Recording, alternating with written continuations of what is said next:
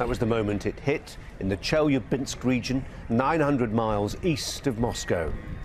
The Ministry of Emergencies says 524 people were injured, 82 of whom were children, 34 adults and a dozen children still in hospital. Well, moments earlier, a car driver with an onboard camera caught these clear pictures of the meteorite coming in directly ahead and across the view from his windscreen. Another driver with an onboard camera they used to record traffic accidents shot these pictures of the object passing over a motorway at about the same time.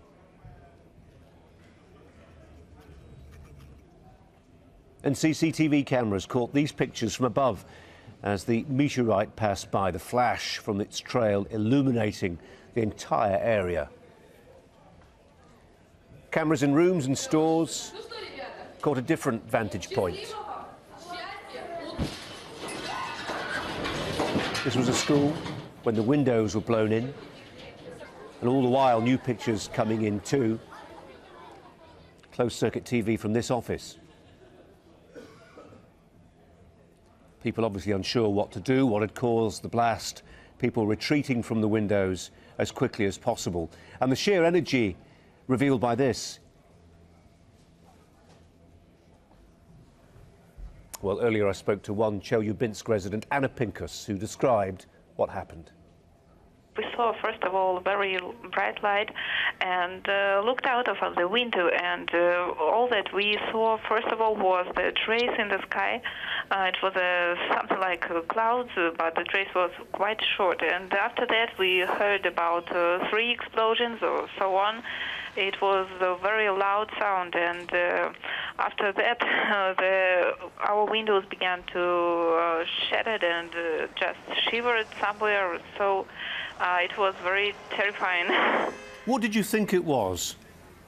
First of all, we thought it was the plane crash, but after that, in the internet, we read the proposition that it was the meteorite or meteorite shower.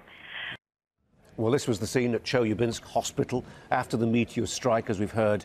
More than 500 people injured, getting on for 100 of them children, and 2 people are still in intensive care. Let's go live to Moscow. Our Russia correspondent, Katie Stallard, is there.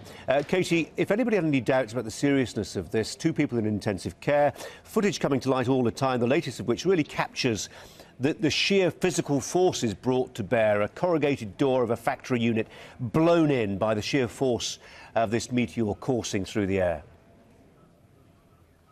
Yeah, and the sheer number of injuries tells you something about the region across which this meteor travelled. I mean, this is a meteor that the figures we're getting from the Russian Academy of Sciences say that this meteor was travelling at 33,000 miles per hour as it entered the Earth's atmosphere. They say that it shattered between 18 and 32 miles above the Earth's surface, sending its fragments careening towards the ground. And you can see what happens as they're burning up in the Earth's atmosphere.